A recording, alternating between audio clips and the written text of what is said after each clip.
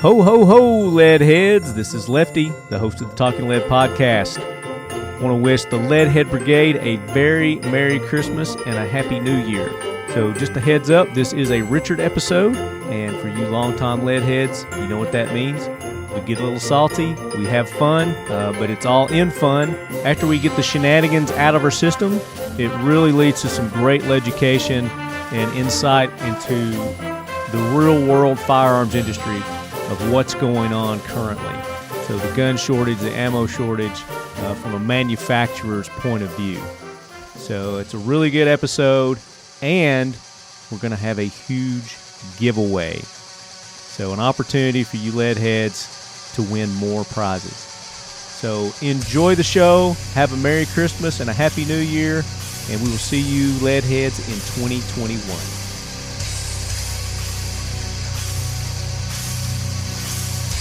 The media has to keep you scared, don't they? Oh man, they do. It's unbelievable. We're not over in the UK. Yeah, exactly. That's why they're like banning flights from England now or something like that. And they were like, "How are we going to keep everybody from partying this Christmas in the UK?" That'll be like a new rave over there, won't it? Exactly. Super COVID. Do you have to wear helmets for that one? Yeah. You got to wear a full-on helmet? It can enter through your scalp. You can't even look at people. No. If you look at somebody with super COVID, it infects your eyeballs. Yeah. You get it through eye contact. I was in Turkey for the last 2 weeks, and honestly, though, their level of lockdown is no fucking joke. Like, you're allowed to go to work if you're essential from 5 a.m. to 9 p.m. Monday to Friday, but on 9 p.m. on Friday to 5 a.m. on Sunday or Monday, you're not allowed to leave your house. Like, if your dog has to shit, he shits in your house. And It's crazy. it's insane. Like, you get arrested if you walk out of your house. Did you see And the you know what's video? No, did you see the video of the chick walking her dog, and she took her mask off and picked up the poop Oh, I think that's fake. I think that's and staged. put it in, and then put her mask back on? Yeah, I think it's staged. You think it is? Hey, can you guys hear me? There's a. Top Richard. Can you hear me? Hell Why yeah. do you look like you're in a Motel 6? Because that's he what the is. house looks like. What did you say? Because that is his house now. Yes. It's the Motel Roth. It's the one right on St. Andrews. Two knot. He's got a bed and some mustard and ketchup in the fridge. And And I also Tito's. got Parmesan cheese, so stop. And a shitload of empty Tito's bottles. Yes. Got a subscription to it looks Tito's. like you picked up that lamp at Goodwill for $1. Here, come on. 50% off, baby. No, I had to move into my The bulb costs more than the lamp. Right in my office. Okay. Gotcha. Well, I look kind of like Andrew looks right now, like half lit up. Andrew half looks shaded. straight up homeless. Yeah. I always look Andrew, you have to start masturbating. At least have a house to do this out of. Andrew's in his bar. Yeah. If somebody shows a little skin, I can probably get started. All right. Why do we have an echo now? It's not me. It literally only does it when you talk, Andrew. So We'll solve that problem. yeah. We'll just- Silent Richard. Isn't he too, supposed to be it's- silent, Richard? Yeah. That's what I Yeah. thought.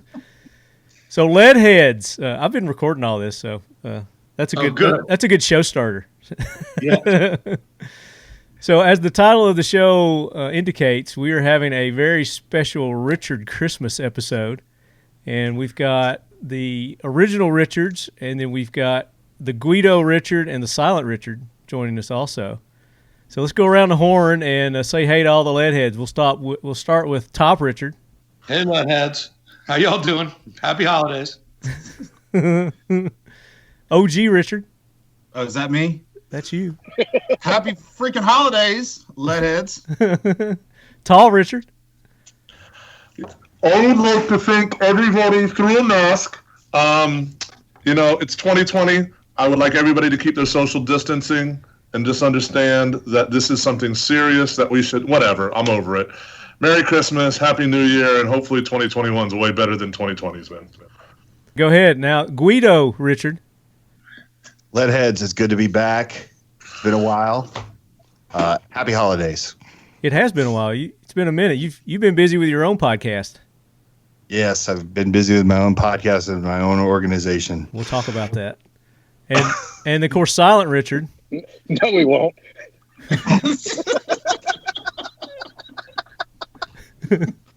And What's up, Leadheads? How y'all doing? Merry Christmas.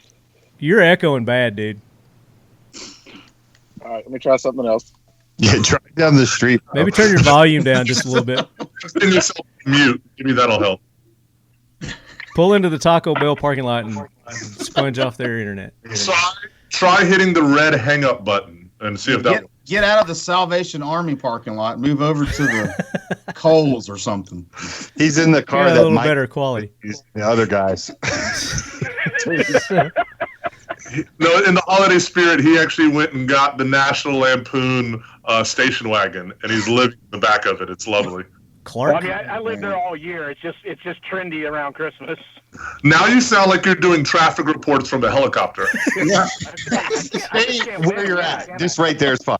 Traffic reporting, Richard. I was about to say, he looked like he like he's the airline pilot. Yeah.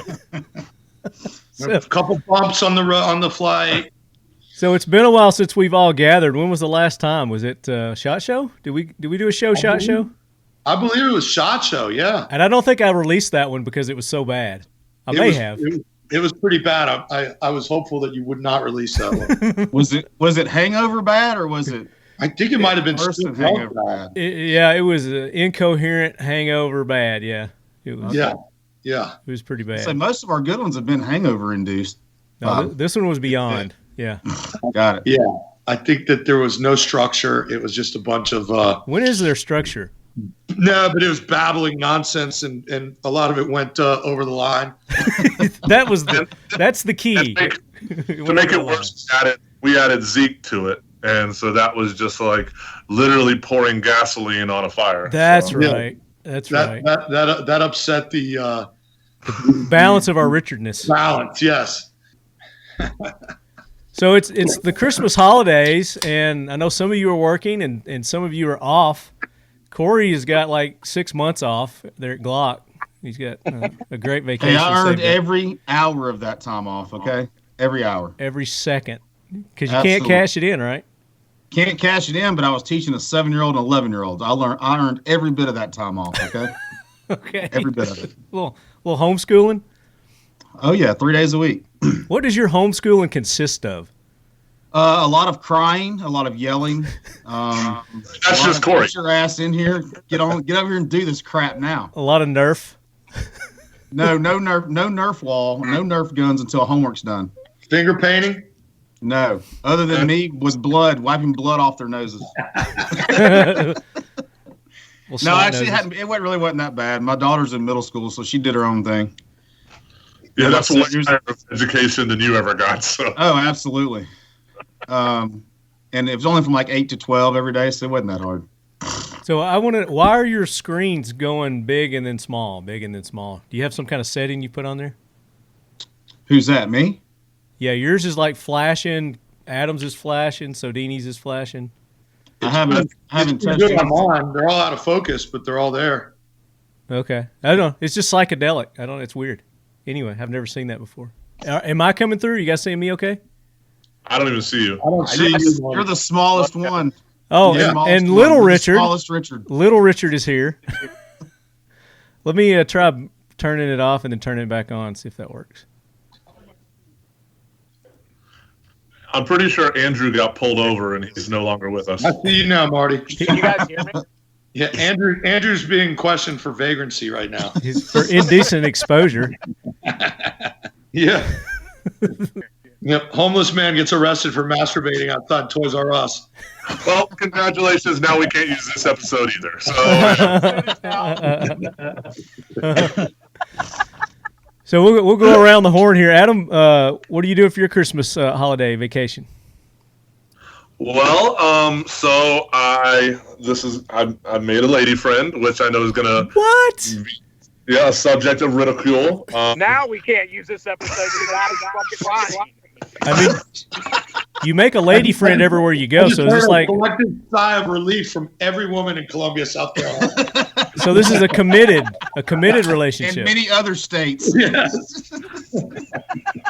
Adam has left the chat. Yeah. So you're in a committed relationship, Adam. Well, let's not get into the relationship. It's just so I'm going. Swipe left. You're not going to label it. We're not going to put labels on. It's 2020. We don't put labels on things. So she don't listen to the show. Talk about it. Yeah, well, I'm going to meet the family for the first time, so that's going to be Serious. Yeah, so her family's very, very affluent, so I'm going to fit right in. They're fluent in Spanish or what? Yes. It's everybody speaks some sort of Spanish. Even if they don't, I just say K. But yeah, so gonna go do that in Orlando and probably drink a lot of wine and yeah, celebrate this amazing year and all that it's had for us. Well, there you go. So you're not going to take them out to the strip club and eat cheeseburgers at 3 a.m.? First off, I reserved that for my closest of friends. Oh, okay. Got it. We all feel so appreciated. Corey, he doesn't know her father that well yet. So Yeah. maybe on the 27th. Give me until Saturday or Sunday. Yeah. So Adam has found love. So Oh, eat it. we'll call him the love. Facebook official? The love Richard. What about you, Rafael? Top Richard? What have I been doing? Or what am I doing for the Both. holidays? Both. I'm staying here, man. At the Motel 6. Yes, at the Motel 6. No, I'm not going to travel up to Washington to see my parents. They're old, and so me and my brother are staying away this year. I mean, they have to be old if they're still alive. You're like 80. Yes, they are. They are both 83. No, they're 70. They're 77. It's old enough. Okay. They had you when they were 6? They had me when they were still in test tubes. Yeah. Rafi's the only person older than his parents. It's weird. Yeah. Haven't you read the Guinness Book lately? How about you, Silent Richard? You've already started yours. You're in North Carolina? Yeah, I'm here in North Carolina at my parents' house, doing Christmas, the normal kind of stuff. Not quite as big as usual, but, I think a bunch of people have COVID, so they're all staying at their houses. And I already had COVID, so now I'm good. And just hanging out here. Morgan's here, so we'll hang out with her parents or her mom a little bit and just kick it. Might go hunting, kick it with some friends, go find some place to party down and violate all the regulations and lockdowns, just like we do in Nashville every weekend. Give a big finger to the establishment. In the world, because we're all still just partying like crazy. So you said normal. What's normal? What do you mean, like normal? You said just doing the normal stuff. What's normal for the Brenneman family? I mean, just like eating food, opening presents, just like everybody else. Yeah, getting drunk. No, my family's all Mormon, man. They don't drink. So you brought your own shine. That's what Man, I you're quit saying. drinking. Andrew doesn't drink anymore. Since when? This phone call? About a year. No, It's been a year. He is literally the most boring person ever now. Huh. I will say Now you no. have That's not reason to true. act no stupid. Now We you're still have fun. act stupid for no reason. Now he's got no excuse, Exactly. except one. How about you? How about you, Guido? Mike? I'm staying in Vegas. What y'all doing in Vegas?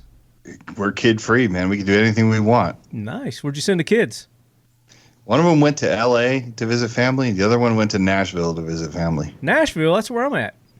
Yeah, they got aunts out there and an uncle. So Oh, well, damn.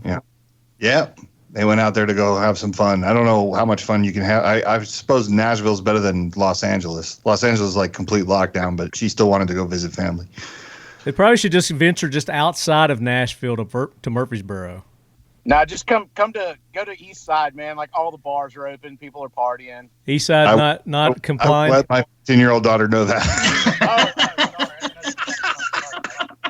You're so old. I figured she was in her 20s. Daddy, all the bars are closed. It sucks. Not what you want to hear. Yeah, so that's it. We're just gonna keep it mellow, chill. It'll be nice. Yeah. So y'all doing a gift exchange? You and your wife? Yeah, I'm gonna get that gift. It's affection. I don't know what's the acronym. Affection, nurture, analyze, and love. That's the. That was massage, BJ, HJ. You're missing it. So if you take the first letter, First letter of each word. Acronym? What are you spelling out there? It's a very Christmas. That's what Marty gets every year for Christmas. From his brother. From Andrew. That's what Andrew gives me. I miss seeing you guys, man. I wish it's crazy that we don't have shows anymore to do this stuff live. I know, man. I missed NRA. It was supposed to be in Nashville. Damn it. The last time NRA was in Nashville, I'm pretty sure is when everything we either all went to shit or we all became friends, because that was an absolute. That was when I met you, Mike Guido Richard, and I made you puke in an alley. I don't think you made him, but you were there. He encouraged it. He contributed it. God, that was a long time ago. 5 or 6 years ago. I don't know if you guys know this or not, but we just joined the Full 30 channel, and we're having a super huge giveaway, which some of you are taking part of. And if you lead heads want to do that, as you're listening to this episode, you've only got like 2 days left to enter. We're going to end that. I think it's Christmas Eve, and we'll have a winner by Christmas or so. We'll announce the winner. But you can go to our Instagram page or Facebook page. There's links there to the giveaway. We've got over $10,000 in prizes, and we configured those into 5 packages, and each of those packages has a firearm in it, a gun. And with that gun, there's an additional like $2,000 in prizes. So you want to make sure that you go and sign up for that if you haven't done it yet. I know we've got, somewhere around 100,000 sign-ups so far. So probably most of you lead heads have signed up. But tell a buddy, tell a friend, and it'd make a great Christmas present if somebody were to win that.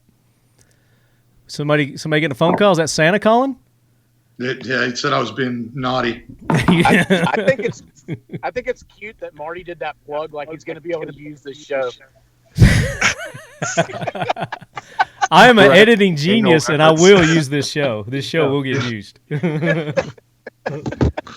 maybe we actually talk about some real content about what's going on in our industry and stuff, and you get some stuff. Well, that's what we're going to do, and I wanted everybody just to kind of get caught up with the Richards, since we haven't had the Richards on in a while.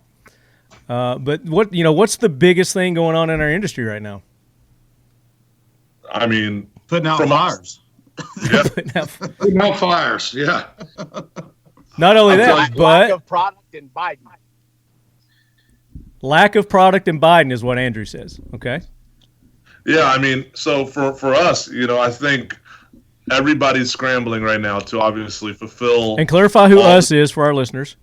Well, no, I'm saying all of us. Okay. Everybody in the industry is scrambling to fulfill the needs of, whatever channel you're selling to, whether it be starting at the distributor level, then down to the dealer, then down to the consumer, or if you're selling directly to the consumer. A lot of people are getting frustrated in terms of our customers, whatever level it may be on, thinking that we're not servicing them. But what they don't realize is, a lot of these companies have ramped up production to max capacity, and we're still not even, beginning to touch the surface of what it is, whether it be a firearm, ammunition, accessories, all of them. I mean, it really is genuinely, this is an unseen time. And so I think that's the biggest issue. And then secondly is, these companies, including our own, can only ramp up so much, not knowing what's going to happen in a couple months. And Adam represents Century Arms for you new lead heads, sponsors of the Talking Lead AK Corner, Season 3 coming in just a few weeks. Yeah, so, obviously from the Century Arms side, we have our long rifle side. We have, Canik pistols. We have Red Army standard ammunition, and then we have U.S. Palm accessories. You know, the realistic fear or something that we have to address is that Biden can come in and with an executive order, he could ban the importation of firearms and ammunition, which, I personally, and I have no, political clout to speak this, I'm thinking what he's going to do is he's going to do something with it as a posturing. My thought is that he's probably going to ban the import of AKs out the gate, which would be aggressive, and it would be a violation of our rights, I think. But in reality, that's something that he could do with the strike of a pen. He could even take it farther and really say nothing firearms related can come in. If he does that, we've got a whole bigger conversation, because now you're looking at a ton, the majority of handgun manufacturers, ammunition, shotguns, obviously, a lot of Turkish shotguns and Italian shotguns, Right. things like that.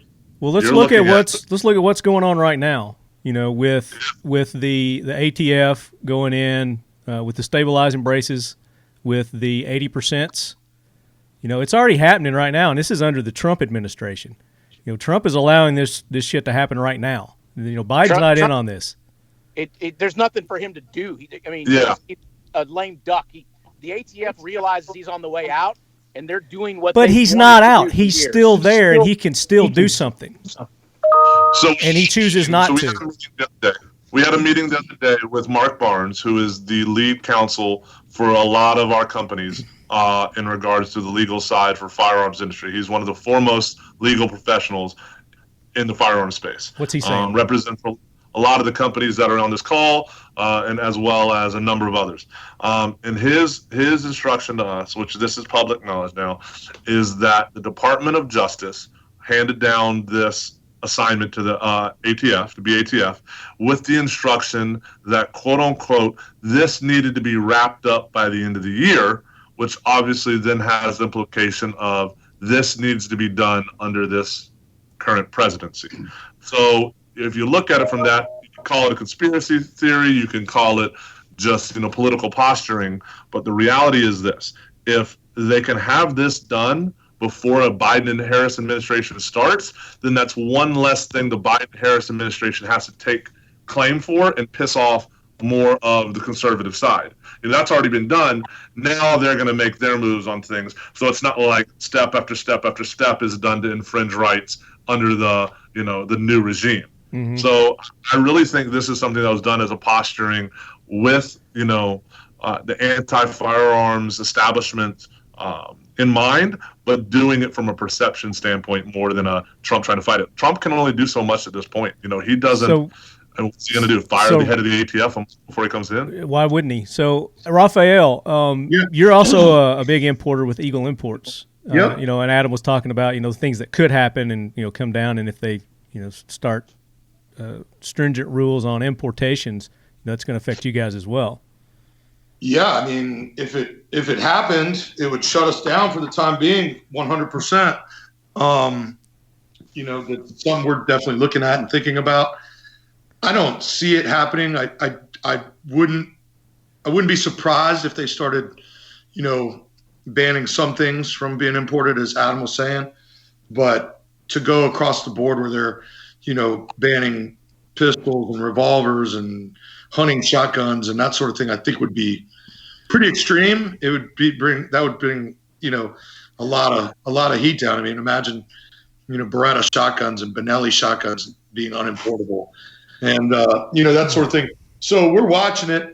We're also looking at options as far as starting to start assembling and manufacturing here in the United States at some point, just because of a variety of reasons, but that's certainly one of them.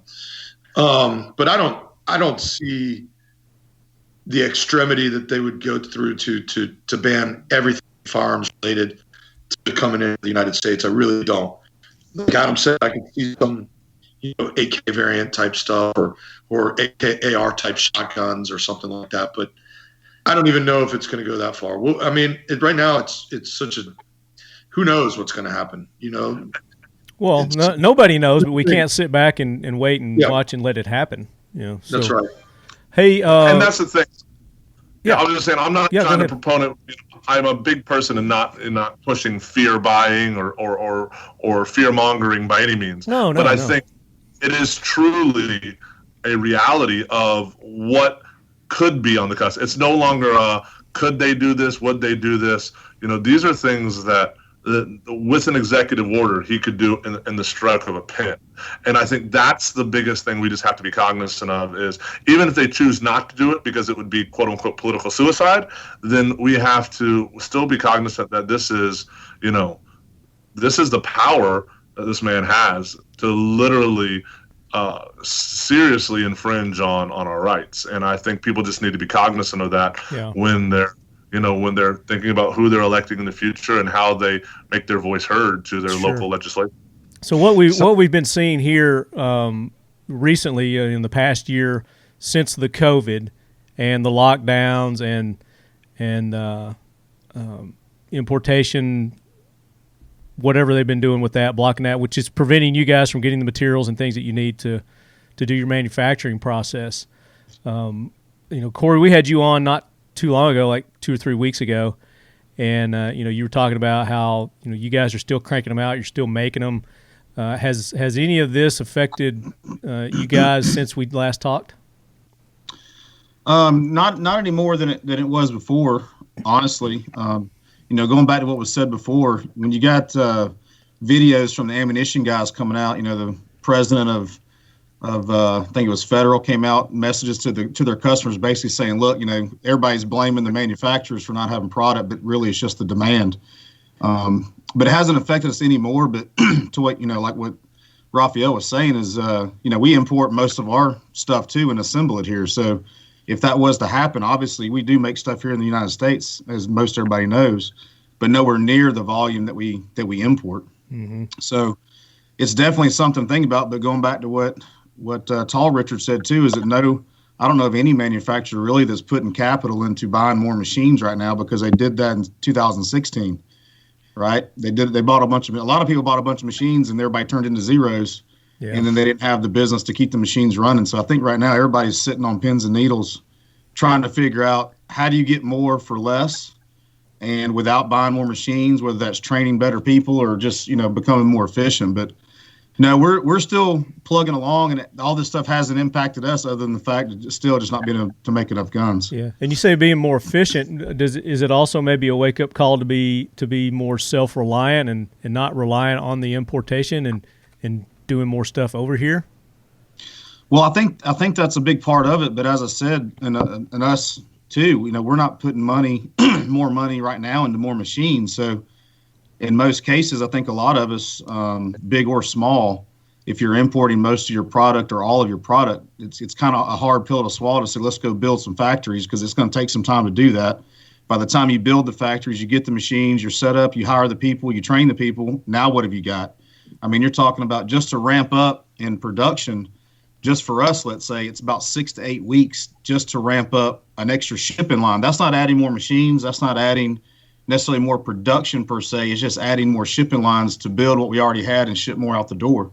That takes 6 to 8 weeks. And then that's just to train people if you can keep them. I mean, right now it's hard to find anybody that A, wants to work, B, will stay and work, and 3, you can train. So, I mean, those are the big things right now. And even when Trump had the best, economy, what have you, 7 million more jobs than there were people, we're still in the same boat where you're trying to hire people, and it's just hard to find people to stay. Yeah.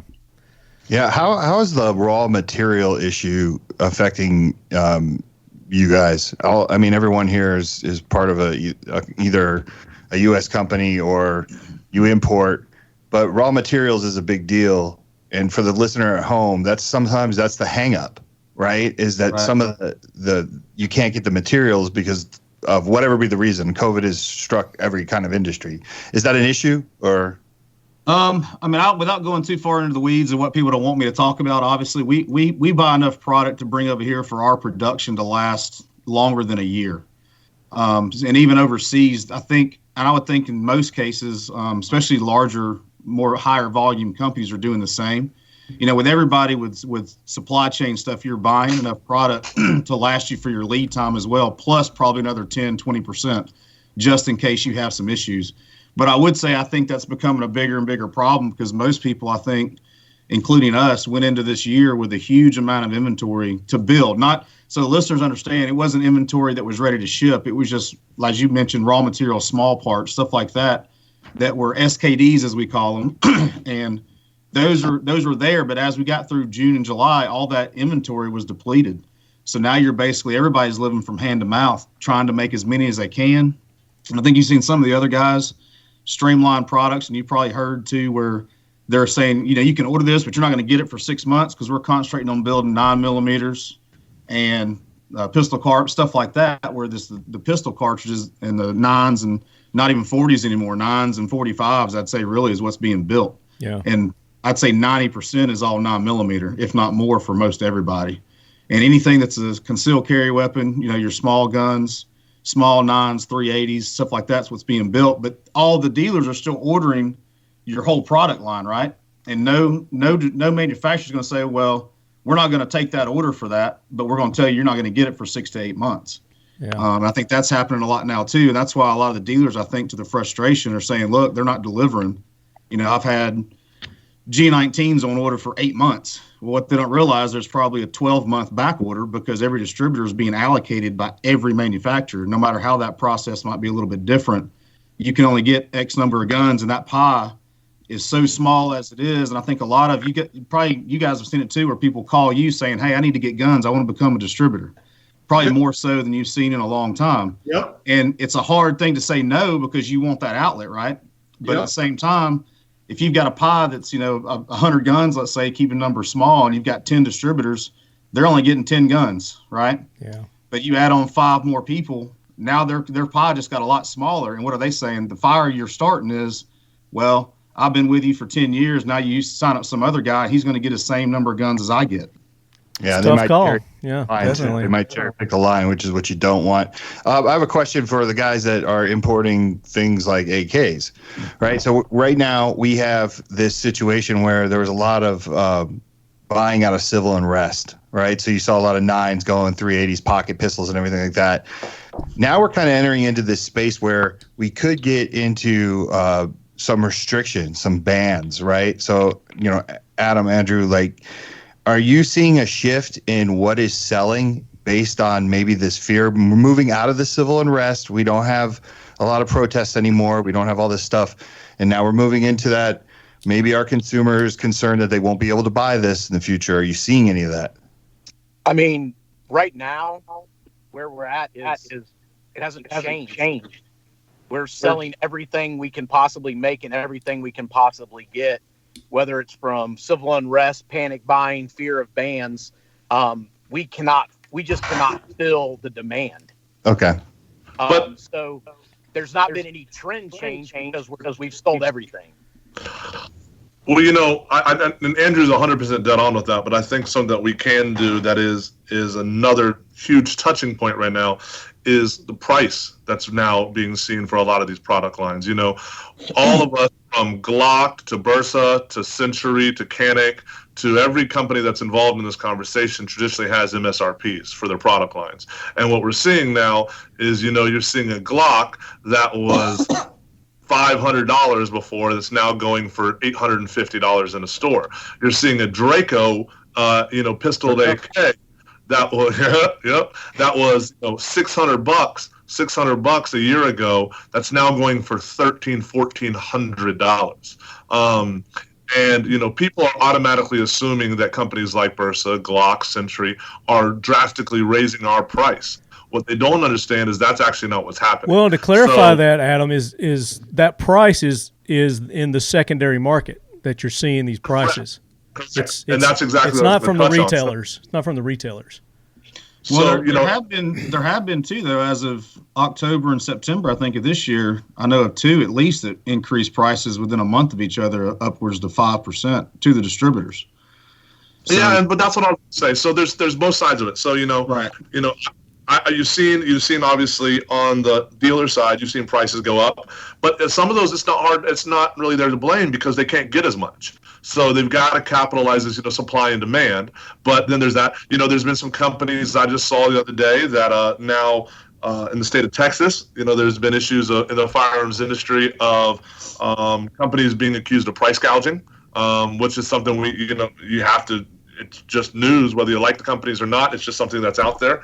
But then also on a foreign side, these guys that run these factories, whether it be ammo manufacturers or firearms manufacturers overseas, they still have the power of the internet, and they still know what's going on over here. So they're going online and they're pulling up the prices of what these guns are selling for. And then they're coming back to the importers and saying, listen, I'm seeing this gun that used to be $600 now selling for $1,200. From now on, it's going to be a 30% increase to you on how much we're going to sell you this gun for. And these aren't, these are government-run facilities in countries like Romania and Russia and all over, and Argentina, all over the place, that we have to be cognizant of. RAF is fortunate enough to work with in Bursa. They are directly representing themselves over here in a sense. But from us, we've got companies that are saying, hey, we don't care how much they're selling. We know how much money there's to be made. And so we're constantly having to daily battle that price agreement to keep it from getting so out of hand that the average blue-collar American can't afford it. So, I mean, it really is a constant struggle every day just because of the supply and demand issue that is the United States right now. So one of you mentioned federal a minute ago. Right. Was it Rafael? No. But what I was going to say about the price increases and stuff too, one thing that we haven't mentioned here is it's costing me a lot more money to get guns here because of transportation. Transportation isn't as easy. Transportation costs and shipping costs are going up quite a bit, to the point where our per gun cost of bringing in a gun from Argentina right now has almost tripled in the last 6 months. We're still holding pricing. We're hoping that this is just a temporary thing, but it's very real. And at the end of the day, it's $3 or $4 a gun extra, but when you're selling a gun for $110, that it makes a difference. Sure. I mean, that's definitely a factor, and it's a justifiable factor.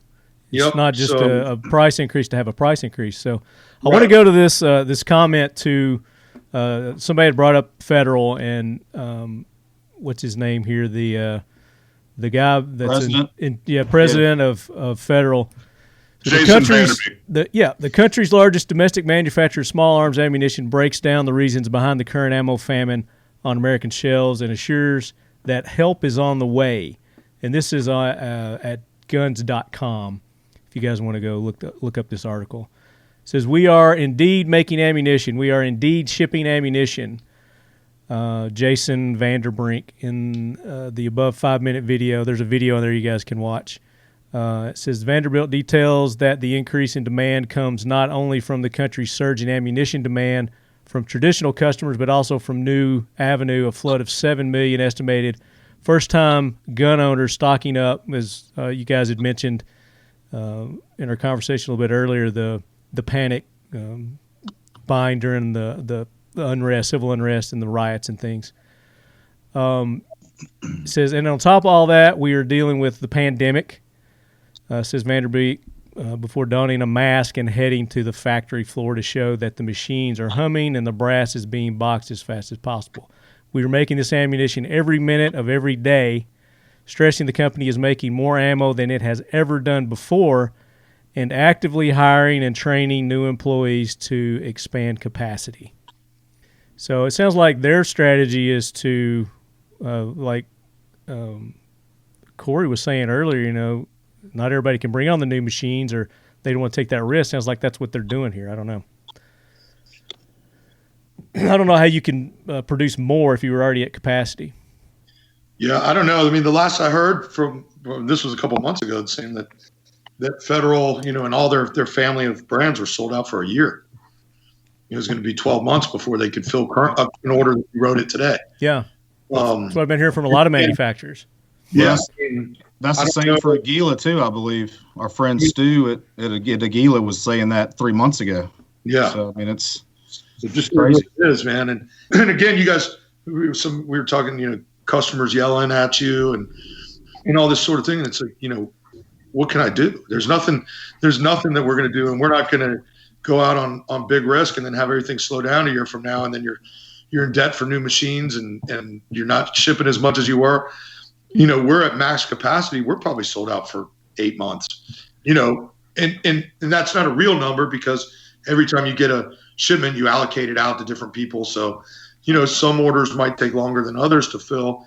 And also depending on, like Corey was saying, product mix, there might be some products that we're having our mix that are sold out for over a year because we're not going to make them for 6 months. Yeah. Because another issue and problem that I'm hearing from you manufacturers is that when you do get these orders, and like you said, the orders come in and you start the allocations, some of these companies have gone tits up. They're out of business now, and they couldn't hang on. So you've got that extra order there that you could allocate, but still, I mean, it's not enough to really keep up with. Well, and the thing with that is too, though, is the misconception I think to a lot of distributors that, like I said before, want to call and say, "Hey, I'm a distributor. I don't sell your products, but I want to. I need guns." And they look at that saying, "Hey, these three guys, really big guys, as we all know, went tits up, as you said." But those guns were ate up 3 to 4 months ago. I mean, those guns were gone as soon as they were closed. Yeah. That's not to count all the liquidation that they did in the market, which really screwed everything up for a lot of dealers, a lot of manufacturers. Now, we finally got through all that. I'd say, first quarter of this year finally, for everybody, everything to be gone. But that's a big part of that too. Is for a manufacturer, do you make that leap of faith, saying I'm going to sign up these 5 new guys? Maybe they're going to do better than my 5 other guys. But it's hard to do that when you, like you said, you can't make anymore. You just can't do it. Yeah, that's a good point.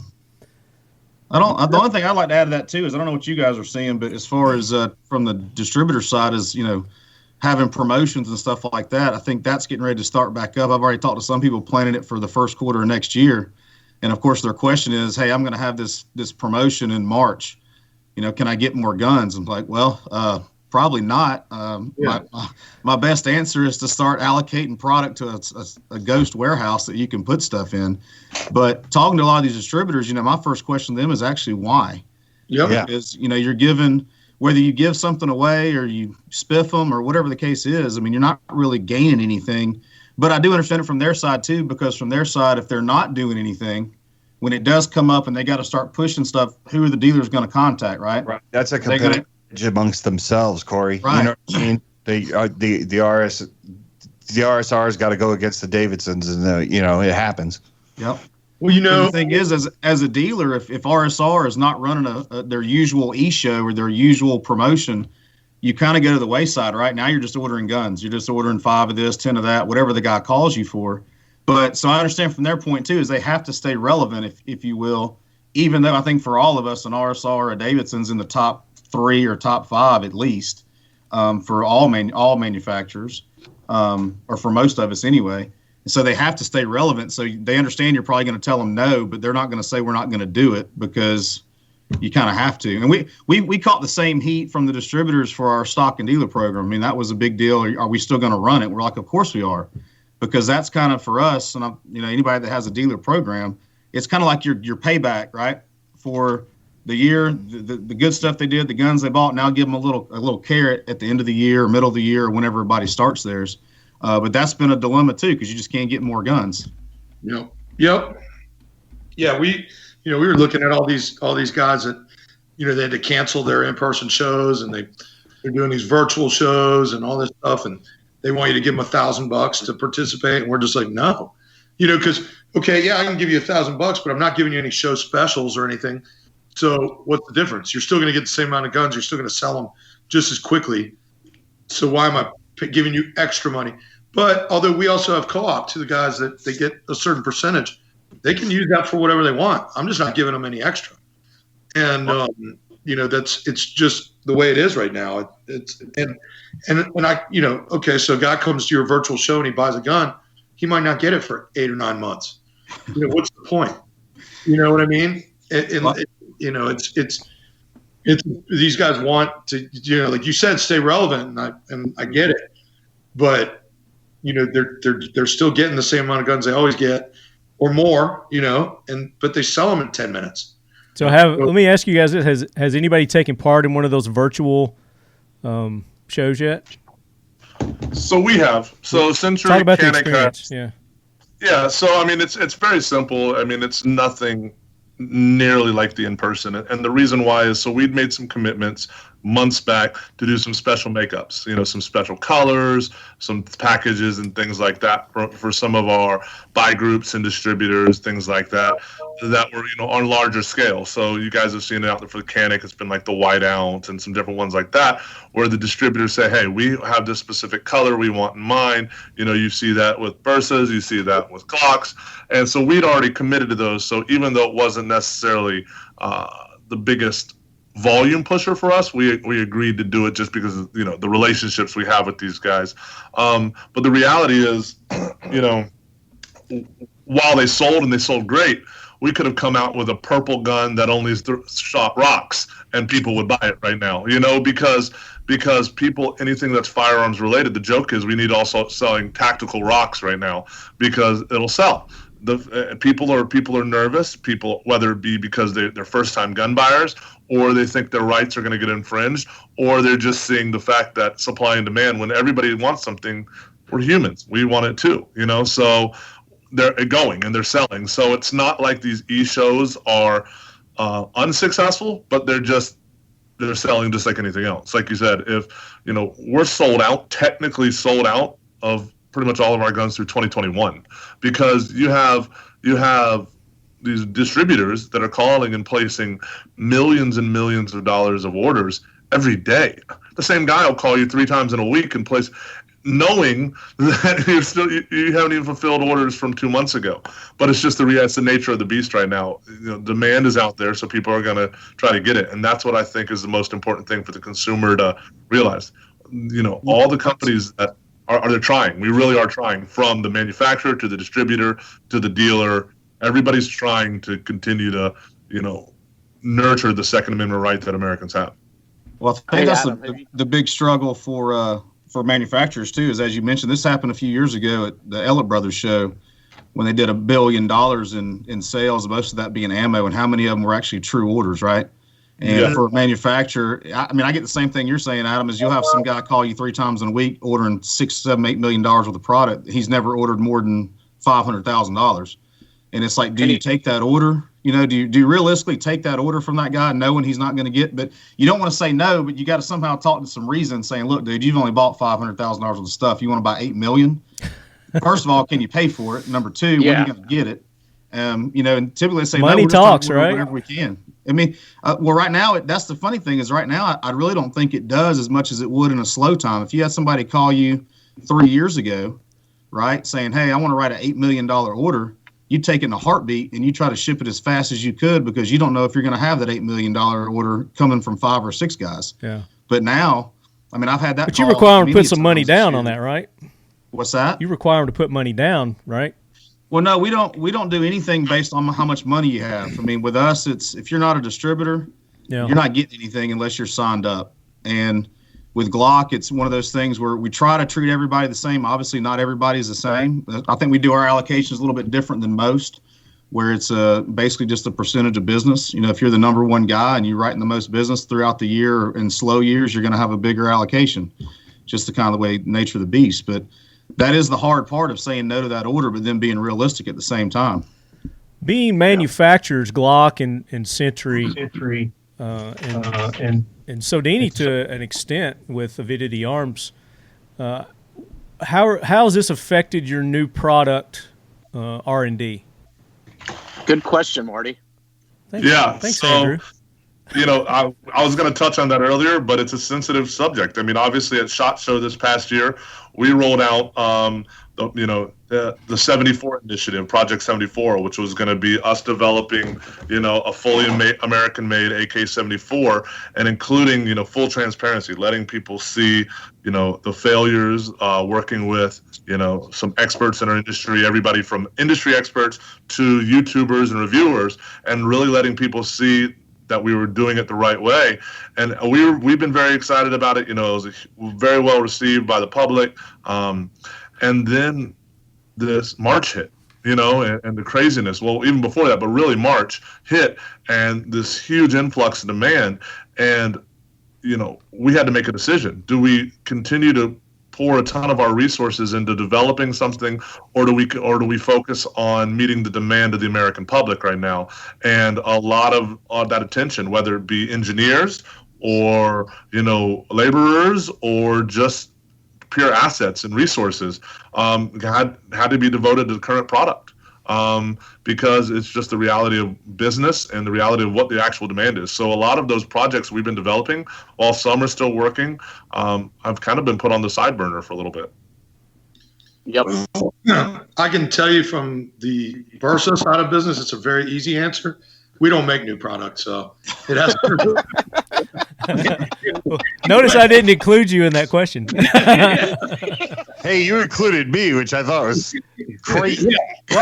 Well, I want to talk avidity. You're part of avidity. That's a manufacturer. Yeah, we're just trying to get gun one out. Yeah. So it really hadn't affected you guys at all. It's just giving you another excuse, right? It's just business as usual, man. It's me and Rob yelling at each other on the phone.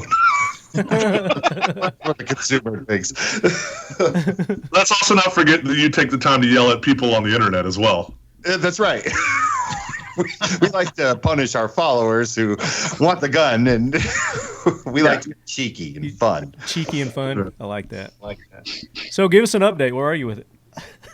Oh, God. Hey, Adam, break that bottle out, brother. No. Okay, here's where we're at.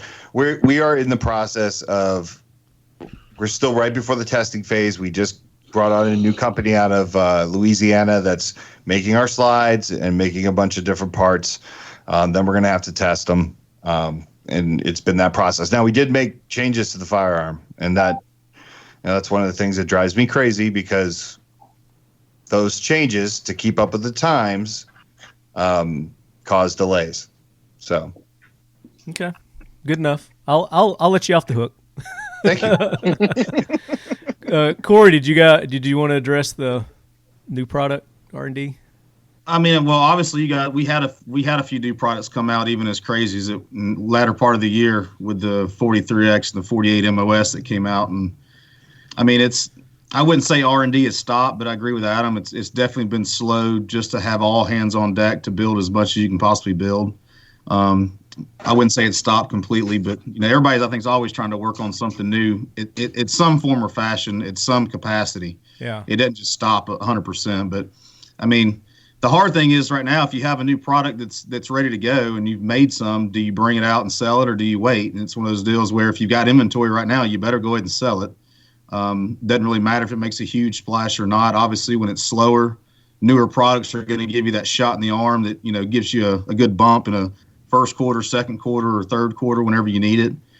So I don't think it's stopped, but I would agree that it's definitely slowed to a snail's pace as far as a lot of new stuff being worked on.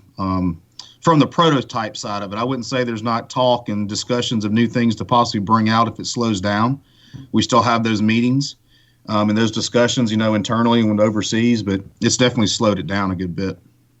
Well said. Absolutely. So with the overseas, because you guys have, like you said, you have your manufacturing, Glock does, and everybody that Ralph deals with is overseas. What are you hearing from that side of things in the different countries, and Century also? As far as what do you mean? The adversities that they're facing, and how this whole shit has affected them. Us doing most of our manufacturing in Argentina, or all of it for Bursa. I mean, Argentina was hit really hard. They were in the top 5 for deaths in the world, by country, and their population is tiny compared to the other countries that were on the list. There are just a lot of people living in very close quarters, and just the type of situation that they were in. It hurt us. Our factory was shut down for March, April, May. And then we've been working at a limited capacity since then. Again, and like I said, flights being shut down in and out of the country made shipment very, very difficult to get. And then we do import Metro Arms from the Philippines. Also, they were shut down for 5 months maybe. Oh, wow. And then they came back to work and had to shut down again. So literally, Bursa has done a better job. We've gotten a lot more guns than we got last year. I hate to think of what we could have gotten and what we could have sold, but Metro Arms has never really recovered. They're very small coming to the United States, but we've probably only gotten about 25% of the guns that we got last year from them because of just the COVID situations in the Philippines. Yeah. And I think, if you talk to any folks from like Arms Corps or whatever, they'll tell you the same thing, that they've been hit really hard in the Philippines. But Argentina was in really bad shape for a while. It seems like they're doing okay. They don't have Thanksgiving there, so they didn't have the huge surge that we had here after Thanksgiving. But they're crawling their way back out. It's good to hear. Adam, what about Canik? Yeah, so obviously, on the Century side, obviously there's a huge demand for our imported AKs, and there has been for years, and, with this just increased. That was where we saw the most drastic hit. We had, some of our factories that were, like Raph said, some of the living conditions over there just really caused a severe spread of the virus. Which country is this? Romania, especially, we saw some of our factories get completely shut down for weeks, months at a time, which then drastically affects the importation of AK style rifles. So that was the issue with that. You go on any thread, you see, hey, I can't find a Wasser anywhere. It's twofold. Obviously, they're selling great. Same with the Dracos, but also the volume of it. It's not as dependable in terms of the volume, a steady volume every month. On the Canik side, I actually just got back from Turkey. I was in Turkey for the last 2 weeks, and they're on complete lockdown. I mean, the country is on complete and utter lockdown. But Canik, being it is the national pistol of Turkey. So, the police carry it, a lot of the military forces and all, they're deemed essential. So they're up and running. They're running 24 hours a day, 7 days a week. And we're at a point now where Canik is the third largest importer of handguns into the United States now. We're just pumping them out, and they're at max capacity right now. And it's been a huge testament to their efficiency. And they run an impressive facility, and they're taking a lot of pride in keeping going through all this tragedy and political unrest, both overseas as well in the U.S. So, we don't see that, knock on wood, slowing down anytime soon, unless somebody on a political side put a halt to that. But It's been really impressive to work with those guys and just watch them step up as the American need for good quality firearms has increased in this country. How about Austria? Austria's seen its share of lockdowns. I think about 2 months ago they were on a complete lockdown, but again, they're deemed essential. So, but and I'm sure with every manufacturer, priority number one, safety. The folks building the firearms. If you don't have them, you're not getting anything out the door. So, they've taken precautions like everybody else has, whether it be social distancing or, staggered shifts or whatever it might be. So, it's definitely a thought that that goes through everybody's mind is what if this happens and they shut everything down? What happens? And like I said before, right now, I think every manufacturer is living hand to mouth. It's not like you're ordering, 100,000 pieces, but they're shipping you 2 or 3, or you only need 50,000. So whatever you're getting is going out the door. So I think any of us, if anything worse happens and they really lock everything down where nobody goes anywhere, we're all up shit creek without a paddle, because nobody has enough. Even if the little bit that you make here, you can't make every model here. Like with Glock, we have.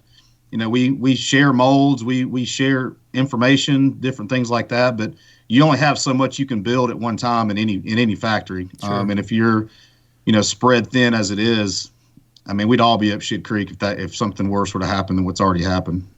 Now, Andrew's kind of the man on the street. He's out and about and getting the real man's take on things that are going on. What are you seeing out there, Andrew? I don't see a lot because we're not supposed to travel for work, but I see a lot. And talk to a lot. We're just traveling in your car. You used to be the man on the street. Well, I still get out and about pretty regular. You use the phone call. Hold on, you're like really jacked up, dude. He's got bad Wi-Fi. North Carolina. He's getting a lot of information from Eastside Nashville at every bar he attends and place to get around the. That's that Mormon internet connection, is what it is. I'm not sure how credible that information is at 4 a.m., but he's getting information for sure. There he is. I'm back. You're back. All right. But I do talk to a lot of dealers, talk to a lot of industry guys every day. But yeah, I mean, it's the same story from everybody. There's not enough product. The demand's just completely outrageous. Everything you can get your hands on is selling. Obviously, working for Century, we sell such a huge variety of products. From ammunition to the AK style guns to the Canik pistol line to surplus. We have our hands in a lot of pies, so I talk to a lot of different people, but everything is selling. I mean, there's no doubt, but there's stuff that people aren't being, what's just that? What do they think the excuse is? What do they think the problem is when you're hearing what are they blaming it on? From theorists to, we're screwing them to somebody else is screwing them to people that just really understand what's happening. The demand's to the roof. Yeah. Yeah. I mean, it's a gamut. It depends on the person you talk to, but I mean, most reputable dealers out there understand the situation because they've been through it before. Yeah. Obviously this one is a little bit different because, the demand is through the roof for reasons and we have a pandemic. So that just kind of added a new verse to the same story that we've been through. I mean, like with Corey, we've both been doing this for over 20 years now. I mean, we've seen this happen. I mean, how many times? Just like our fourth or fifth time for this circus. Every time it's a record year when it happens, though. That's the crazy part. Exactly. It tends to get worse. Growing. It gets worse, but gets better. So has this been bigger than Sandy Hook?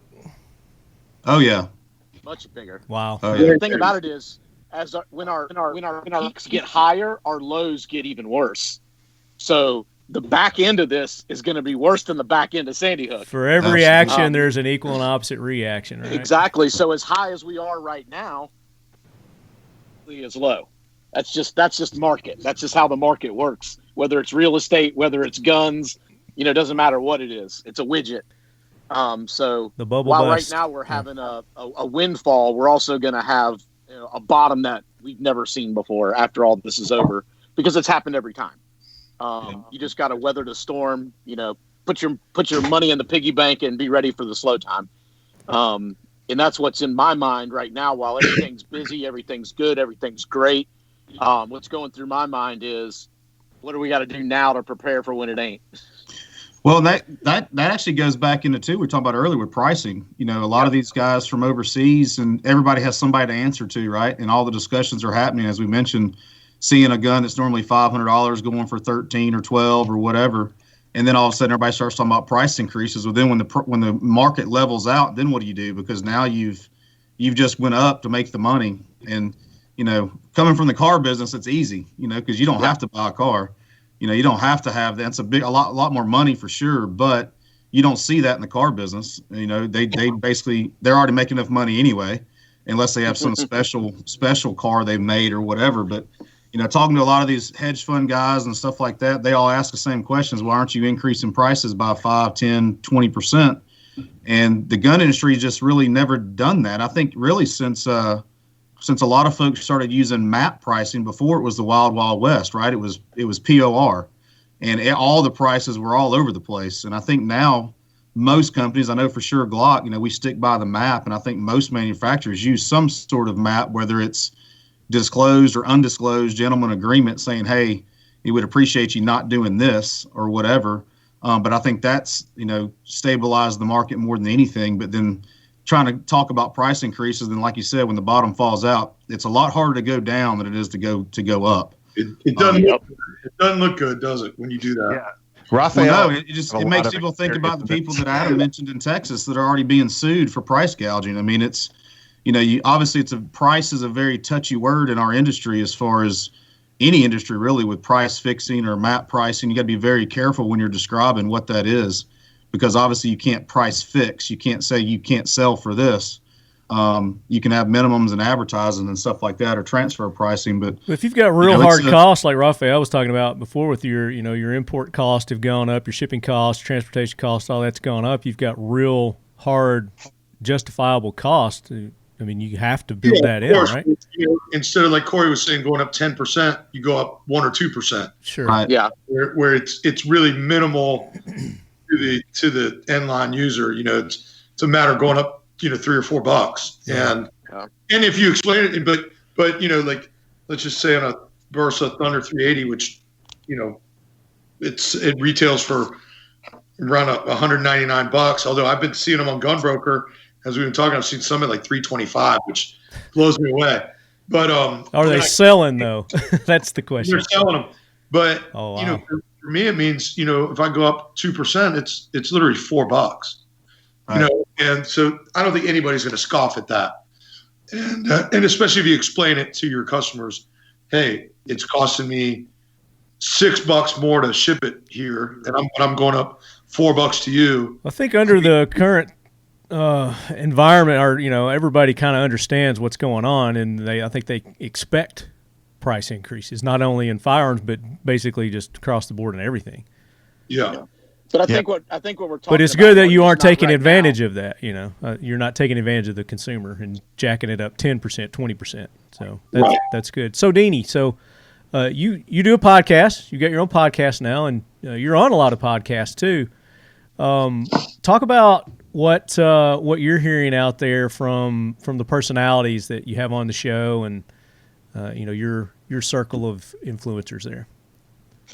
Well, you know, the thing is there's a difference between somebody who's in the firearms industry and influencers. And I think that has to be, you know, understood by every listener. Influencers, to me, they don't keep their finger on the pulse of the market. They don't really understand. Like they're the same people that will say like, hey, you know, just make more. Mm-hmm. You know, that's a comment that most people don't, you know, there's a lot of nuance in that conversation. It's such a hard thing to do than just make more, as if like someone's being lazy. And then, you know, you have your firearms industry folks that are having this type of conversation. But I will tell you this, I've talked to a lot of people that a lot of manufacturers, and everyone is saying the exact same thing. We're having these exact same conversations. Mm-hmm. I just talked to somebody at a publicly traded company today. I was talking to their president, and you know, we were kind of talking about how difficult this can be for us as manufacturers. It's like slow and steady is easy because at least we know how to forecast. We don't have to look into this crystal ball, raw materials, all these things. Every gun manufacturer is like a drug dealer. They all have the best shit on the planet, right? So like there's that attitude. Right. You know, Rafael and I dealt with those type of egos all the time. You know, people are like, well, Ruger does it. Well, you're not Ruger. You know what I mean? Yeah. Like, stop comparing yourself. But, you know, for the most part, I've heard that if it goes bang, it's selling. And on the influencer side, there's a huge opportunity right now because influencers have a lot of people that follow them and listen to what they say. And that opportunity is for us to be the good guy for once, right? To promote the proper responsibility of firearms ownership, the training, all those things that they have the opportunity with this new audience that we have that we never had before. You know, and on a manufacturer side, there's still that, I think, you know, I think that there's a responsibility to kind of promote that same stuff. Let me switch the topic a little bit from the manufacturing side to what we're hearing in the news now, you know, with the DOJ, the ATF, you know, with the attacking the polymer 80, attacking Q on the stabilizing braces. What are you hearing on that side of things from these people, from the influencers? Oh, I mean, they're livid. I mean, look at your Rob Pincuses, right? Look at your Colleen Noirs. You know, obviously, this is just a reminder. I think Adam had hit a lot of great points on topic of talking about this subject, but it's just a reminder that this can happen, and it's never safe, right? Like, it's always right around the corner, and that's one of the things that I think the influencers need to make people understand, and I think the industry as a whole, and obviously, I'm saying this from the standpoint of, obviously, I've walked the talk America. I think as an industry, we need to keep continuing to do more ourselves and get ahead of it so we don't have these issues where they're implementing these laws that will absolutely not save any more lives. But it's just virtue signaling at its finest, right? Mm-hmm. And it's important for us to kind of circle the wagons. We're obviously going to fight the fights in court, but we can do a lot more when it comes to being socially conscious and taking care of things to get to where the alcohol industry got with DUIs, right? Nobody gets behind the car and blames Johnny Walker. You know, when the guy gets behind the car and does something stupid. We have to continue to be socially conscious, do our thing, and then also fight the good fight in court. And that's how I feel about it. Well, even before it gets to court, you know, right. Just like the ATF, you know, they're not banning the stabilizing braces at this point, but what they're doing is they're clarifying, I guess, their interpretation of the ruling on it. So, objective factors for classifying weapons with stabilizing braces. That's kind of what's at play right now. The big thing. From December 18th to January 4th, the ATF is accepting formal comments on the proposed rulemaking entitled Objective Factors for Classifying Weapons with Stabilizing Braces. So you can actually go to their website and give your 2 cents on, I guess, what they're doing here, how you feel stabilizing braces should be categorized, how they should be used, I guess, in a way. But the thing about it is they're asking for your name, your address, you know, all your contact info. Basically, they're asking you to register with them. It's another form of registration. This will not be given to any Democrat operative ever. Promise. Yeah. Right? I mean, the truth of the matter is, Marty, they don't care. They have to open it up. Have to take comments. They don't care. They're going to do what they're going to do regardless of what the comments say. Well, I don't think they even have to open it up to comments. I don't think they even have to do that if they don't want to. But they have opened it up. Before a new proposed ruling, they do have to allow industry and the public to comment for 14 days. Okay. Well, good point. So they're allowing you to do that. They want to make it as hard as possible. Yeah. And you have to register. And I've made some posts on this. There's been tons and tons of posts about this. And I've had some of you ask, send us a copy of what you sent and we'll copy and paste it. I was like, well, no, that kind of defeats the purpose because they're going to get glassy-eyed if they see the same thing over and over and over again. So you need to go in with your own original comments and do that. So go, and if you feel led to do it, do it. If the registration part of it kind of bothers you, I mean, I get that. I understand it. But, you can't be heard unless you speak up. So this is the problem with this, all these ridiculous laws that absolutely will not save one life. Like there's no data that shows that doing this will make anybody safer in this planet. But to the average person, and this is what I would I beg of people that go on and make comments is try to make them understand in what you say that for the average person who's like, yeah, ban those, that makes sense, right? Because they're not gun people. Just like I don't play golf. If people started asking me, hey, should we ban this about golf? I might be like, sure, go ahead, right? Without fully understanding really what we're doing here. Mm-hmm. And I think that's the most important. This brace thing is absolutely ridiculous. I mean, and coming from the ungunned gun guy or someone who just, I was never that deep into it. Now having a firearm that has these braces and understanding that, no, this is stupid. This is silly. This is absolutely not helping anybody. Like there are certain things that you could make a case for me where I might go, yeah, maybe, but I still think that law would do more harm than it does good. This is one of those things that absolutely will do nothing. Yeah, and it's not even a law. It's just it's their guiding factors on how they should be used, and the only way that it's going to become law is if somebody gets arrested or whatever by the ATF and has to go to court, and then they fight it in court, and most people aren't going to do that. Is the ATF has too much power. They don't have to make a law. They can openly make a decision that affects everyone in this country and everyone in this industry just because they feel like it. Because they've gone back and forth on the stabilizing braces several times.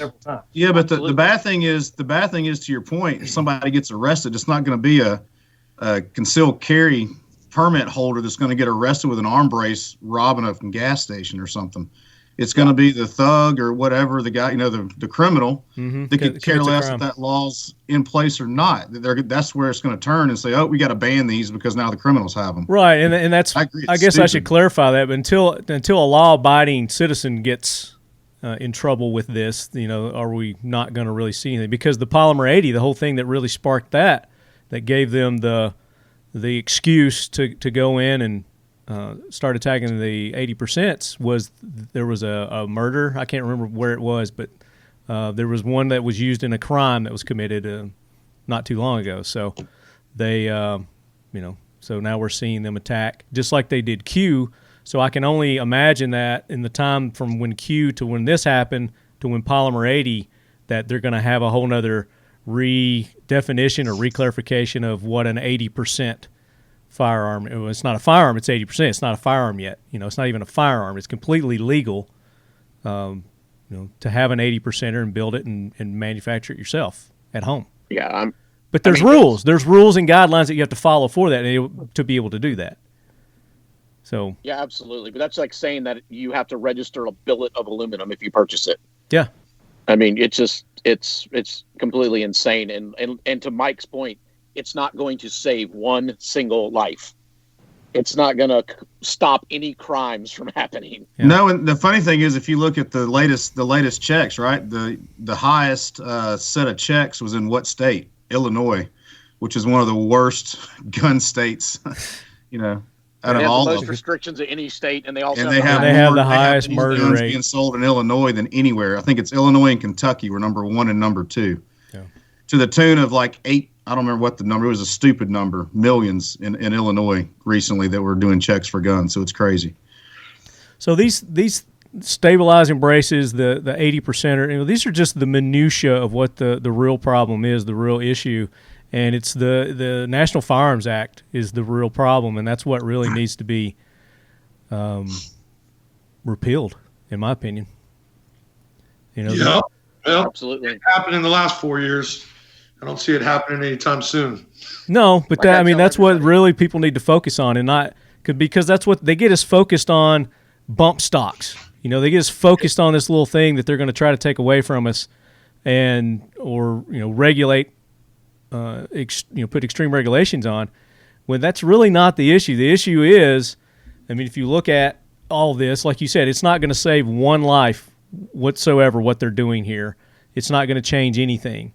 All it is a big inconvenience to law-abiding citizens that follow the law and use their firearms the way that they're supposed to be used. And it's the NFA that is so wrong here, and that's what needs to be addressed, in my opinion. Agreed. I agree. So I have a question, and we're talking about all this, and I think it's a question as an employee for a manufacturer, especially from the marketing point. Obviously, I'm involved heavily in the politics of it.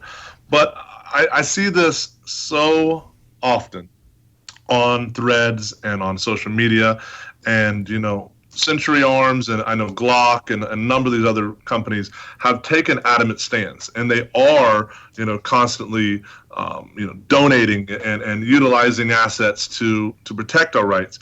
But I see so many just concerned citizens say, what can I actually do to help? And they can, obviously they can write their congressman, they can write their senator. But in you guys' opinion, and I'm asking from my own curiosity, what can the average concerned citizen do that is actually going to make a difference in protecting their rights? What can they do on a local level that then truly makes a difference in protecting their rights on a federal level? I think it's also, getting more involved in, you got like concealed carry and all that other stuff that people get involved in that can actually go and promote and get involved in that stuff at an early stage. Little things, a local gun range and doing stuff for your local communities where you can show people that it's not, what they're doing is just taking something away from you to protect yourself. Right now, as we've always seen, women are the fastest growing market.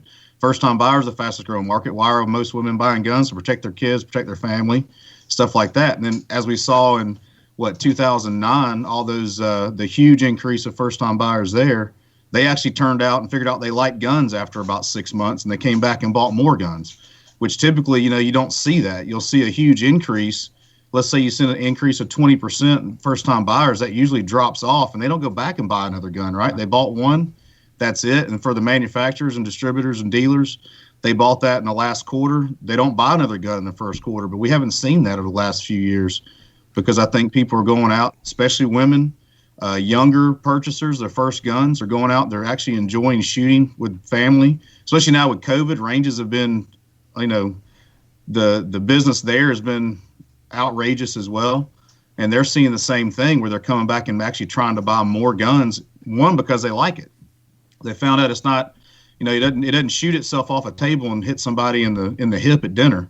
It's actually got to be pointed at somebody or something you aim to do harm to. And that's where I think a lot of people can get more involved. I mean, even if you're at a bar, at a restaurant, I've had these conversations with countless people at a restaurant or sitting at the bar with the wife and talking and be like, we hate guns. Why do you hate guns? AR-15. What's an assault rifle? No, actually it's not. This is what it is.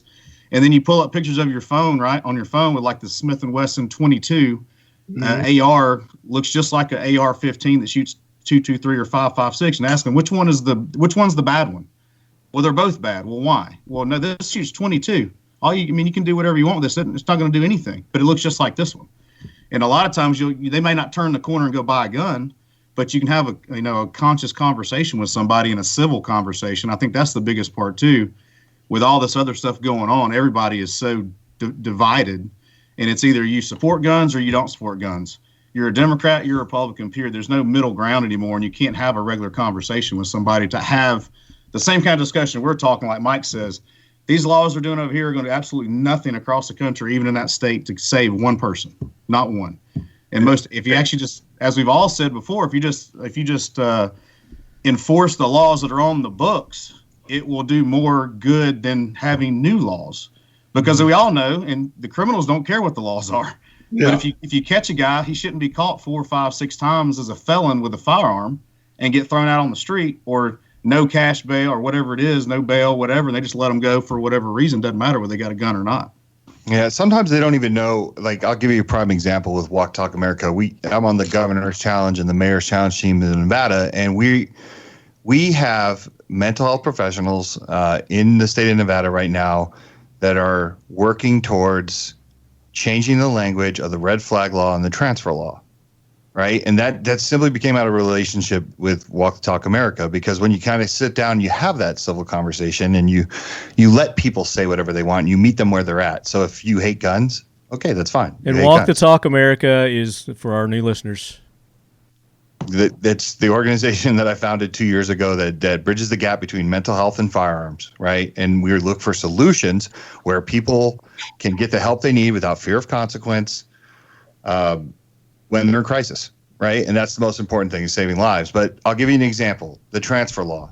Almost every single mental health clinician didn't understand how dangerous the transfer law could be. 2 years ago, 3 years ago, whatever it was, they changed the law to where you can't pass your firearm to somebody else. Now, on the surface, that seems, when you think of the worst case scenario, like a good idea. Like, you can't pass your gun to a gangbanger, or somebody's going to go use it to do something violent, which is the default place where most people's minds go to. They didn't think that when people are in crisis, you going over to, say, to Corey's house and saying, hey, look, man, you don't look like you're doing so well. Can I take your firearm for a couple days until you straighten some things out, which most of us would all gladly hand it over if we're in crisis. Like, gun owners are responsible. They look for a way to actually do something without being punished. They didn't think about that. So then I'm sitting in a room and we're discussing this, having this nuanced conversation, right? And it's like, yeah, we really do need to change the way that the verbiage is written in this law, because it does make people felons for doing the right thing. And that's the most important thing that we have to consider when we talk about these things, is making, and I go back to that, like, meet them where they're at and then make them understand, and do it in a nice way. It doesn't have to be like brimstone and fire. Yeah, and I want to touch on that too. And I think it says something that we're all agreeing on this. The firearms industry as a whole is we know still to this day is 94% male driven. It really is. And it's growing, and the fastest segmentation that's growing is female. But with that comes, you do have a certain mentality of a lot of the guys, especially the most vocal owners. We're all kind of alphas. A lot of us are. And you even listen to, the whole humor in the Richards podcast is we all give each other a really hard time. We're kind of savage on each other. Well, unfortunately, that, parlays across the entire industry, especially social media and things like that. A lot of us are savage, and The problem is that while there's a lot of humor and fun in it, it can also be very intimidating, and it can also be very destructive if done in a negative way. We tear each other apart more than the outside tears us apart. It really is true. And if you look at it, just look on any page, people, 95% of the people in the country could love Glock, but those people aren't some of the people that are going on social media and talking about it. There's people just trashing it, and same with us, and same with Bursa and anything. And it's because sometimes people feel the need to be negative in our space. Right now is the time more than ever that the industry needs to come together, not only from the companies, but also the individuals. This isn't a time for infighting and which brand is better, or if somebody asks a question that they deem dumb that they should know the answer to already, to destroy them. What we need to do is we need to be approachable, and we need to realize that regardless of what your brand choice is, this is so much bigger than that. It's about rights, and is about protection of our country and those rights, and our families and our neighbors, and really take the time while we can still rib each other, have a good time, to realize that we're a community, and a community needs to stick together, or they're no longer going to be a community. And I'll get off my high horse, but I think it's really important now more than ever. I don't think you're on a high horse at all, man. You're just stating the facts, and that is a fact, is that within this industry there's so much divisiveness already that if you look at why the anti-gunners are having so much success as of late, yes, maybe they're not playing by the rules and stuff, but they're joined on the agreements, and their agreement is just so broad and ridiculous. Just guns are bad. That's where they're at.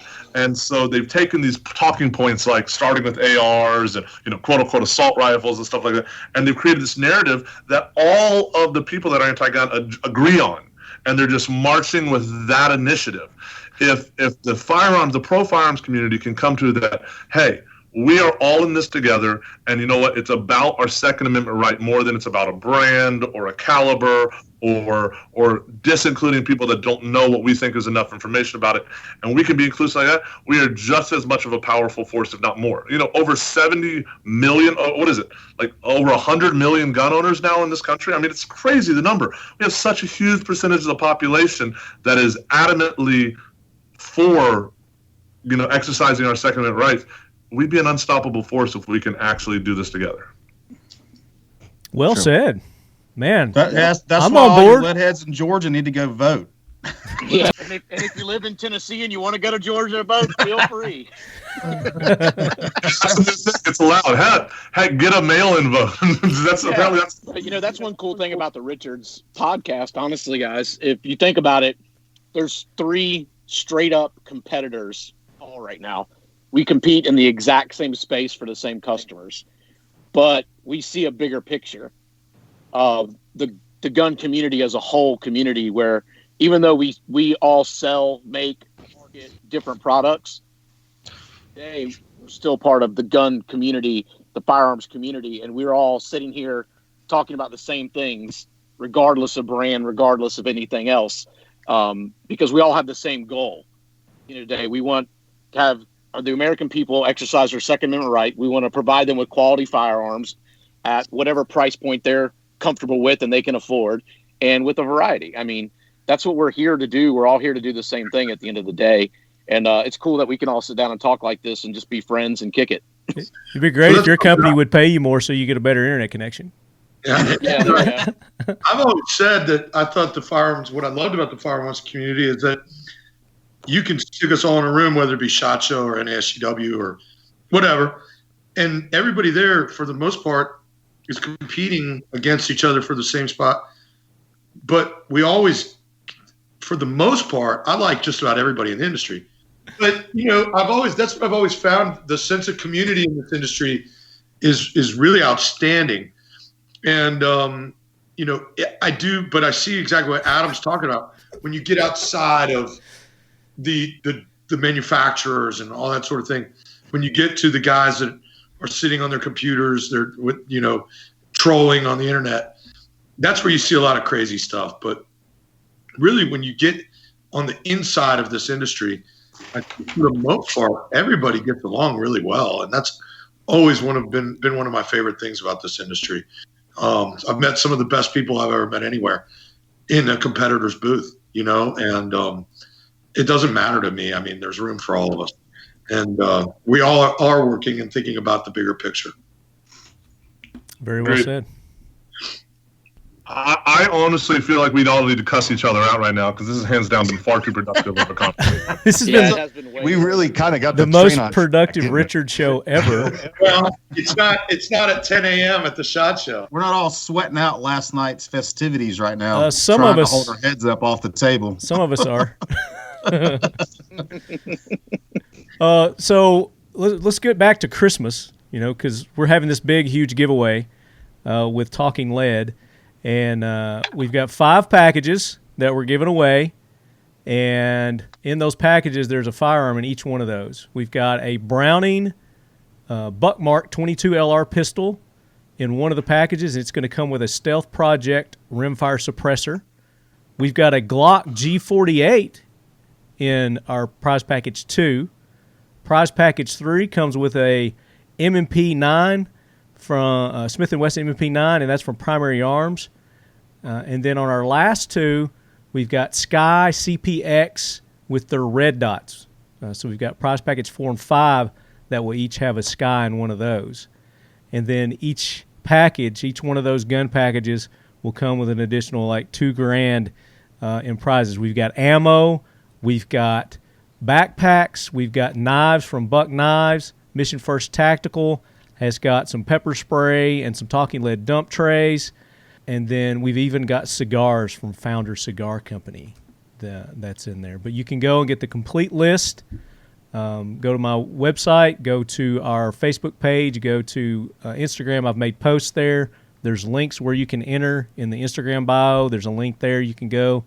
Even one of those, what are the QR codes? We've got QR codes that you can go and enter to win. But as you're listening to this, there's only like 1 or 2 days left, so you got to hurry. And good luck. I hope you guys win. So speaking of Christmas and gifts and cool things, talk about what's like the most exciting gift that you really want to give or that you've got for somebody. Talk about the most exciting one that you're anxious to give. I want to get Guido Richard a haircut. He looks. I'm talking about actual real presents that you've bought and you're going to give somebody. You like your new girlfriend, Adam. What are you getting her? Wow. Oh, wow. While we're on here right now, I'm actually on Supercuts trying to buy a gift card and send it to him. I was wearing a hat. All right. Yeah. Maybe you should keep wearing a hat. That'd be great. A no sweat band in there. I don't know. There might actually be a Supercuts right next door. No sweat. The most innovative headband ever.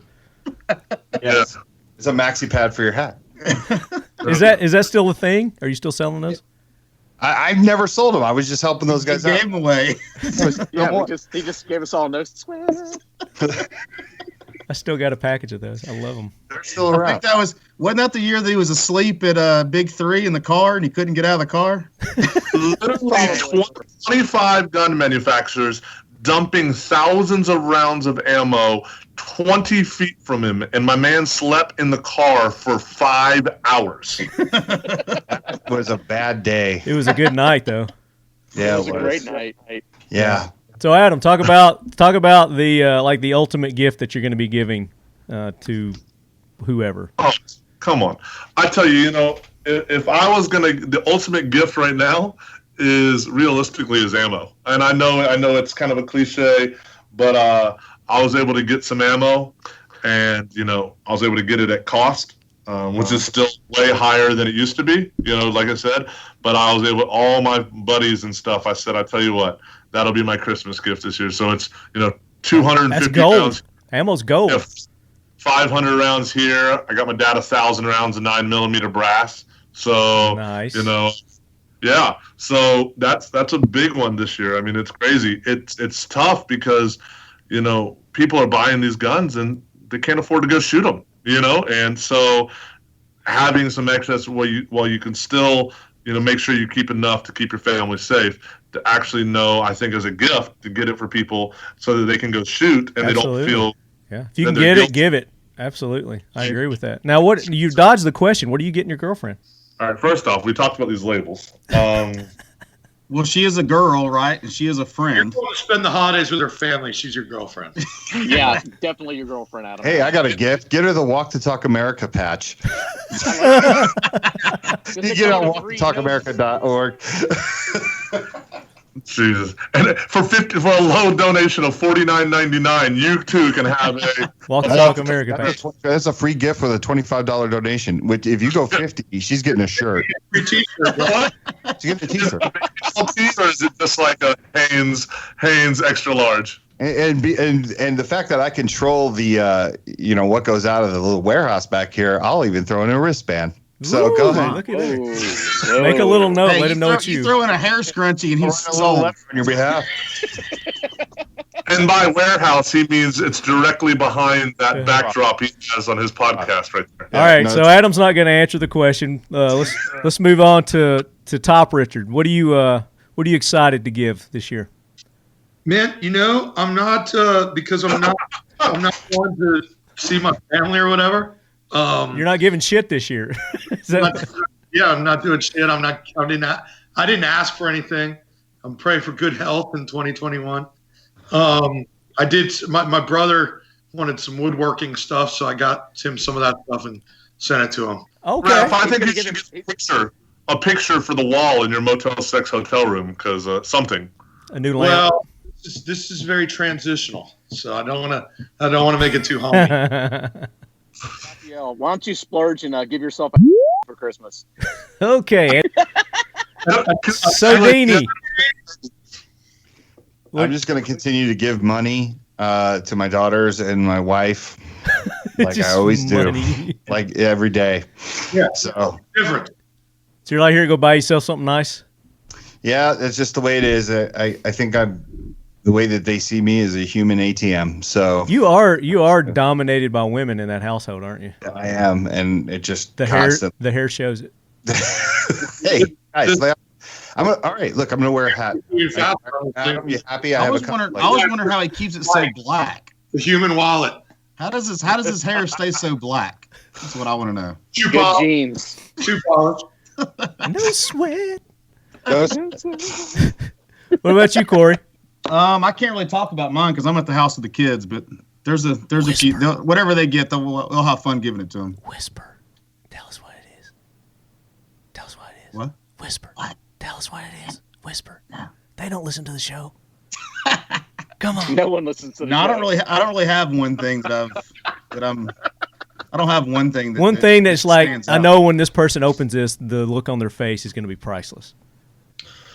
Well, that's all of them because we buy great gifts for everybody. Oh, look at you go. Okay. All right. My wife does all the shopping, so it's always great. Everybody, all their eyes light up. So you have no idea what you're giving. That's the real answer. What about you, Drew? Oh, I don't know. Get my dad. I got him some stuff. Yeah, I mean, we're not doing the big family Christmas. Usually, like I got like 23 nieces and nephews, so I always get them like ridiculous shit, like hatchets and swords and switchblades. What? And harmonicas, just crap to irritate my brothers and sisters. But like we're not doing any of that this year, so I didn't. Oh no, I got like all my nieces and nephews that were 3 and under last year. I bought them harmonicas. My brothers and sisters were pissed. Yeah. That feels so Nashville to me. Like that's the Nashville gift. Like here's your harmonica. Well, just to make noise and be loud and irritating. And then my 8-year-old nephew, I always buy him like switchblades and shit he's not supposed to have, and his parents have to take it away from him. Yeah, throwing stars, nunchucks. Yeah, oh yeah, absolutely. That's what I do. That's my job. They what is it? A professional uncle, no kids. So, so yeah, I just always buy all my nieces and nephews like just outlandish stuff that pisses off their parents mostly. I was thinking about bringing a bag of kittens this year, but since we're not getting together, a bag of kittens. What about you, Lefty? Oh, so I mean, hands down, without a doubt, it's the Christmas Ain't Canceled giveaway promotion that we're doing with Full 30 Network. I mean, it don't get no better than that. So hold on. So you just asked us all that dumbass question just so you could set up another promo. I want our listeners to have a great Christmas. Uneducated, Marty. No, your lead heads just listen to us ramble for the last 8 minutes about the dumb shit we're buying, so that they could just promote. You didn't again. even say. You wouldn't even tell us what you're buying your girlfriend. Yep. Oh. What are you buying? Yep. I don't have one anymore. I don't have to buy one. I'm girlfriendless. Leadheads, he's available. Another segue into something you're advertising. Email list. TalkingLead@gmail.com. Yeah. No, seriously though, I've been very excited to put this together. It's been a long time coming and getting this together. We got over 20 companies that are taking part. Like I mentioned, Browning, Glock, Primary Arms, Night Vision, Geisley, Buck Knives, Crossbreed Holsters, Glow Rhino, ASP, Armament Systems and Procedures, Operator Coffee, Prime One Camo, Mission First Tactical, Obsidian Arms, Modern Spartan Systems, Ready Man, Student of the Gun, Double Tap Ammo. We've even got ammo in each one of these prize packages. You've got ammo in there. It's gold these days, like Adam said. Talking Lead, we're including our T-shirts, our patches. 1776 United, got a nice gift card. And Founder's Cigar, like I said, there's a 4-pack of sampler cigars in there too. And if you win this and you're like, I don't smoke, or, hey, that backpack, don't really care for that, hey, give it to somebody. Re-gift it. That's the beauty of it. Don't be stingy. Well, I'll step it up a notch too, just to make it interesting. So I want you to take the first 5 people that can email you after listening to this, the names, the real name and the Richard name of each one of us, and the company we work for or organization we represent. And then I want you to draw one of them and give one of them a choice of 1,000 rounds of 9mm Red Army Standard or 1,000 rounds of 223 Red Army Standard. I'm writing this down because this is completely unplanned. So Leadheads, shoot That's me. how we roll. You know that. Shoot me an email at talkingled at gmail.com and tell each Richard name, their real name, and the company that they represent. Is that right? Yep, and then take the first 5 of the people that can actually do it, and then draw one of them, and whoever wins will get the information and find out if they want 1,000 rounds of Red Army Standard 223 or 1,000 rounds of Red Army Standard 9mm. Okay, and then Adam and I are going to do a social media live to announce the winner when we do that. I can handle that. It'll be sometime after New Year's, maybe. Okay. Before New Year's, I don't know. We'll figure it out. But this is it. So talkingled@gmail.com. Send me an email, and there you go. 1,000 rounds of your choice of one of those. The winner will get. It's like $1 million right now. I think you ought to do another promotion for Adam's gift for his girlfriend. If they can guess what it is. Email in the best gift that Adam can give his girlfriend. See what they come up with. His and new see who girlfriend. wins that one, because he's got to buy her something. Hey, Corey, are your kids in the room right now? Did they know that you got each one of them a PS5 for Christmas? Did they know? No, I tried that, and they weren't going to be here in time. Each got a PS5 and a pony? What? A trip to Disney I World. told him Tall Richard was going to send it over, but he wasn't going to make it in time. Yeah. Uncle Tall Richard. Very good. And then Get him a puppy. if you guys listened to the last episode, we had Guardian Targets and Seal 1 on, and we're putting together a giveaway with them that's going to be announced, Adam, on the first episode of the Talking Lead AK Corner Season 3. Big stuff. Which Century Arms is going to be sponsoring again this year. Subtle plug. So shoot me the email, talkingled@gmail.com, for Adam's giveaway. And like I said, we'll announce that live, social media coming up. And then our giveaway that we're doing with the Christmas Ain't Canceled, we've got that. So I don't know of a podcast that gives you more than Talking Lead. Do you guys? Talking Leg gives a lot of good stuff away. Holy shit. And our sponsors and friends of the show. Companies like Century Arms. Companies like Glock. Companies like Eagle Imports. Companies like, Walk the Talk America has even given us some stuff. We've had some bracelets and things like that to give out. I got some patches and some shirts. So there you go.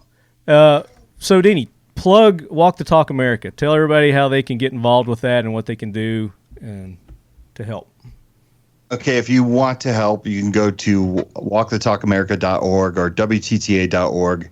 On social media, it's at Walk the Talk US. We're on Twitter, Instagram, and Facebook. You can go check out, see what we're doing, see how we're being socially conscious in the 2A realm. And if you want to get behind it, we'd appreciate it. We have no salaried employees. Everybody does this for the love of the game. And we're doing some great things. So WTTA.org or on social media at Walk the Talk US. Corey, plug Glock. Plug Glock. If you want to. Hell, go to the range, pick the one of your choice, buy as many as you can while supplies last. Good luck getting one, right? Hey, while supplies last, get there early. Early bird gets the gun. Top Richard, Rafael. EagleImportsInc.com, Bursa.com, MetroArms.com. We're on Instagram. We're on Facebook. Just easy to find. And the website and the social media is easy to find. Apparently our guns aren't right now. So like Corey said, get to the gun store early. We are shipping. We are still in business. There you go. But they're a little hard to come by these days, so good luck out there. We're doing our best. Andrew. Yeah, so obviously, centuryarms.com shows all the product line we're carrying. Make sure you check it out in gun stores across the country. CanikUSA.com showing out all the superior firearms that we've got to offer, as well as some really cool stuff up and coming. RedArmyStandard.com, and then USPalm.com, weathering any storm with some amazing accessories. And all of these brands are also available to follow on social media. We're going to be doing some cool giveaways as well over the next couple weeks with the holidays in mind. So, yeah, again, thank you for your support. Thank you so much to Talking Lead for having us on. You know, not a lot of people say anymore, but Merry Christmas, Happy Holidays, and I hope everybody has a safe and wonderful New Year. Drew. Adam just said everything that I rep, so I'm good to go there. But Merry Christmas to all the lead heads. Out for New Year's, Marty. We're having some people over, so if you didn't got plans, you got them now. Word. Is Cubana coming? Cubana Chica? I would assume. Nice. I'll be there. All right, so Leadheads, make sure you go and show them all love. Go subscribe to them on their social medias, like their posts, let them know that you're Leadheads, that you support them. And then, of course, the sponsors of our show, the ones that make this possible for you Leadheads each and every week, Buck Knives, Fiocchi Ammo, Mission First Tactical, Kel-Tec, Century Arms coming Season 3, AK Corner. Go show them some love. Let them know you want it. You need it. Got to have it. And then all the friends of our show, the people that took part in our giveaway, go and show them some love as well. So until the next episode, Leadheads, Merry Christmas, Happy New Year, and keep your loved ones close. Nobody else. Oh, and your firearms closer. Sorry. And your powder dry. We really. Merry Christmas, everyone. Ho, ho, ho.